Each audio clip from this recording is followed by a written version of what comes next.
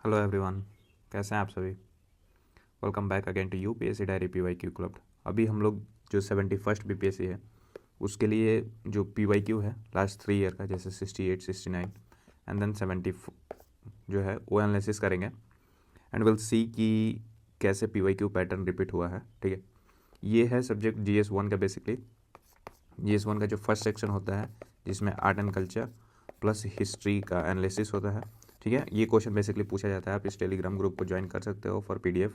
ठीक है, एंड अगर स्पेशल PDF चाहिए तो आप मुझे कमेंट में मेरी ID होगी, उसको मैं वहाँ पे लिख दूंगा। ठीक है, वहाँ से आप मेरे ID पे मैसेज कर देना। ठीक है, नाउ जब ये क्यों देख रहे हैं ये PDF को, इससे हमें जो फ्यूचर क्वेश्चन हो सकते हैं 71st BPSC का, अगर पैटर्न सेम रखता है तो हम उसका फ्यूचर क्वेश्चन भी देखेंगे। आप यहाँ पे देख सकते हो।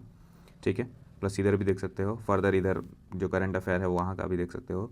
ठीक है, तो जैसे मैंने पॉलिटी का डाला हुआ था, आई होप कि आपने देखा होगा। ठीक है, इस वीडियो को लास्ट में वो भी पिन कर दूंगा कि आप वो देख लेना। ठीक है, बहुत सारे लोग प्रैक्टिस कर रहे हैं इससे और आप भी कर सकते हो, अभी भी बहुत टाइम है।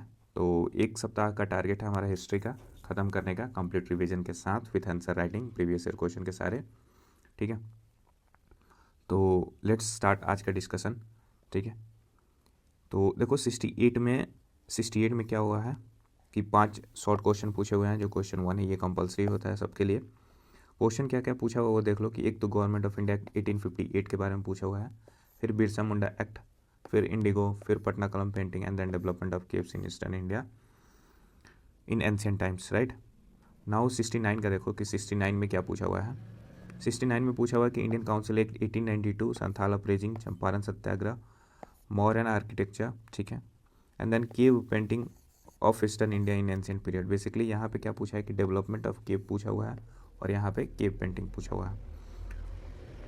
नाउ नेक्स्ट 70th में देखो कि 70th में क्या पूछा हुआ है कि जो फर्स्ट क्वेश्चन है कि Indian Council Act 1861, then role of Bihar in Quit India Movement, Santhal uprising, Patna Kalam painting, Mauryan arch.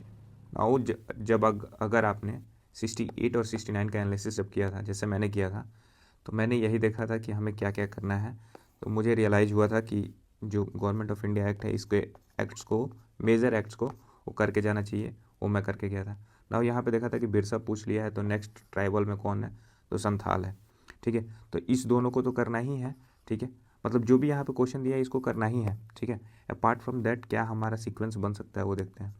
जैसे बिरसा दे दिया था, संथाल दे दिया, तो अब मुझे ये था कि या तो बिरसा रिपीट कर सकता है या संथाल, या फिर जो मिक्स ऑफ ट्राइबल रेबेलियन है उसको पूछ सकता है, या फिर 1857 पूछ सकता है। दो यहाँ पे फिर से क्या पूछ दिया, संथाल ही पूछ दिया। तो इसका एग्जैक्ट यहाँ पे रिपीटेशन है, इसलिए PYQ करना भी ज़रूरी है और उसका एनालिसिस देखना भी ज़रूरी है। Now government of India act से पूछा था, तो यहाँ पे भी एक पूछ ही दिया।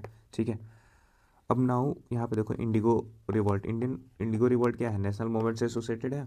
चंपारण सत्याग्रह नेशनल मूवमेंट से एसोसिएटेड है। सेम नेशनल मूवमेंट का नेक्स्ट इवेंट जो है सिलेबस के अकॉर्डिंगली यहाँ पे देखोगे आप, तो यहाँ पे क्विट इंडिया मूवमेंट है और यहाँ पे क्विट इंडिया मूवमेंट में बिहार का रोल पूछ दिया है। ठीक है, नाउ पटना कलम पेंटिंग देखो ये पूछ दिया है, तो इसके बाद से मौर्य पूछा। अब मुझे था कि जब 70 देना था तो इधर पाला पूछेगा या फिर से पटना पूछेगा। ठीक है, तो पाला जो है नहीं पूछ के पटना पूछा, बट इस बार जो है 71st के लिए पाला एकदम रेडी करके जाना।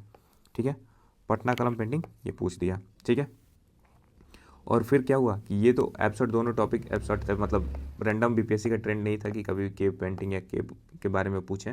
ठीक है, तो इसलिए ये दोनों पेपर डिफरेंट था। अब क्या हुआ कि जो है फिर से मौर्यन को यहाँ पे रिपीट कर दिया। अब देखो यहाँ पे सिर्फ इस 2 पेपर से आपके डायरेक्ट 5 में से 3 क्वेश्चन रिपीट हुए हैं एंड बाकी जो 2 हैं वो ऑलरेडी प्रिडिक्टेड थीम पे हैं, तो पांचों क्वेश्चन यहाँ पे रिपीटेड है। ठीक है, विथ मिनिमल एफर्ट। नाउ आपको नेक्स्ट क्या करना चाहिए इन शॉर्ट वाले में, तो इन सारे टॉपिक्स को प्रॉपर कर लेना चाहिए। कौन सी, गवर्नमेंट ऑफ इंडिया 1909, 1919 एंड 1935, इसको अच्छे से कर लेना चाहिए। ठीक है, फिर सेकेंडली नेशनल मूवमेंट का टॉपिक में से इस दोनों में से कोई एक कर लेना चाहिए, मतलब दोनों कर लो तो ज़्यादा बेटर है, 1857 and NCM। Apart from that मुझे लगता है कि रॉलेट एक्ट भी कर लेना चाहिए। ठीक है, कि ये थोड़ा 5 मिनट लगेगा, आप इसको देख लोगे तो रिवीजन इसके याद आ सकते हैं, ठीक है। नाउ देखो थर्ड क्वेश्चन ट्राइबल्स वाले में, बिरसा संथाल के अलावा जो quit India movement in Bihar है वो कर सकते हो, या फिर CDM का जो शॉर्ट फॉर्म है वो देख सकते हो, ठीक है, शॉर्ट आंसर। नाउ फोर्थ में पाला तो पूछेगा ही, शॉर्ट में पूछे लॉन्ग में पूछे, मुझे लगता है शॉर्ट में ही पूछेगा, तो पाला जरूर कर लेना। थोड़ा सा मौर्यन का रिपीटेशन यहाँ पे नहीं हो सकता है, लेकिन कर लेना क्योंकि मौर्यन पूछता है, एंड पटना कलम तो ऑब्वियसली करना ही है, ठीक है। चंपारण, चंपारण ऑब्वियसली चंपारण का पूछना है, इसमें स्पेशली जो बिहार में इवेंट हुए थे उससे एसोसिएटेड पूछ सकता है, जैसे राजकुमार शुक्ला का role, Tinkathia system and all, ठीक है। पटना कलम देखना एक बार अच्छे से, indigo reward, and then main important है स्वदेशी मूवमेंट। स्वदेशी मूवमेंट काफ़ी इंपॉर्टेंट है, तो इसको जरूर देख के जाना कि स्वदेशी मूवमेंट का, ठीक है। Sometimes role of extremist and वो सब सारी चीज़ें भी आ सकती हैं, बट फॉर नाउ ये देख के जरूर जाना। इसके अलावा जो है ये मस्ट है, नॉन नेगोशिएबल है, ठीक है, इसको करके जाना है। 67th का पेपर, 69th का, 70th का, एंड DSO का जो मेंस का पेपर हुआ था, इन सारे का PYQ मस्ट है टू डू, ठीक है। देखो हिस्ट्री में बहुत सारी चीज़ें हैं करने के लिए, लेकिन ये सब सारे टॉपिक बता रहा हूँ वो मस्ट इम्पॉर्टेंट टॉपिक है, ठीक है। अब एक कोटेशन है यही कि plan your preparation based on trend analysis of BPSC mains, and जो हम लोग यहाँ पे करा रहे हैं, ठीक है। एक्चुअली ये कोई पेड आउट नहीं है, जस्ट टू हेल्प अदर्स, क्योंकि मैं मिसगाइडेंस का शिकार बहुत ज़्यादा रहा हूँ, तो मुझे लगता है कि थोड़ा सा चीज़ें जो एटलीस्ट इनिशियल स्टेज में है उनको हेल्पफुल हो, ठीक है। फालतू का भेड़ चाल वाला मेहनत नहीं करें। नाउ नेक्स्ट देखो, इसके लॉन्ग में क्या आया था कि लॉन्ग 68 BPSC जो है उसमें क्या पूछा था कि ऑब्वियसली 2 एंड 3rd क्वेश्चन जो है दोनों लॉन्ग क्वेश्चन होता है 38 मार्कर का, ठीक है, जिसमें से एक अटैम्प्ट करना होता है, दोनों क्वेश्चन में से एक एक क्वेश्चन अटैम्प्ट करना होता है। नाउ पहला पूछा हुआ है discuss the factor of emergence of Indian national movement, how it give direction to freedom struggle, ठीक है। तो यहाँ पे बेसिकली क्या पूछा हुआ है, इंडियन नेशनल मूवमेंट के बारे में पूछा हुआ है, ठीक है, और उसका फैक्टर क्या था इसके इमरजेंस के रिगार्डिंग। सेकंड क्वेश्चन पूछा हुआ कि discuss the growth of colonial technical education in Bihar under various scheme of British rule, और इस चीज़ को क्रिटिकली एनालाइज करना है, ठीक है। तो ग्रोथ देखना है किसका, टेक्निकल एजुकेशन इन बिहार का।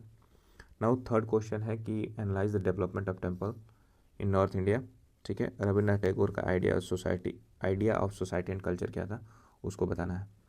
69th में देखो कि 69 में क्या पूछा हुआ है कि बिहार जो है सेंटर ऑफ लर्निंग रहा है and spiritualism for ancient India, इस चीज़ को एक्सप्लेन करो in detail. Champaran Indigo movement जो है और उसका इम्पैक्ट क्या रहा है उसको एक्सप्लेन करना है on Indian freedom struggle. Critically examine the contribution of moderate phase क्या रहा है इंडियन नेशनल कांग्रेस का।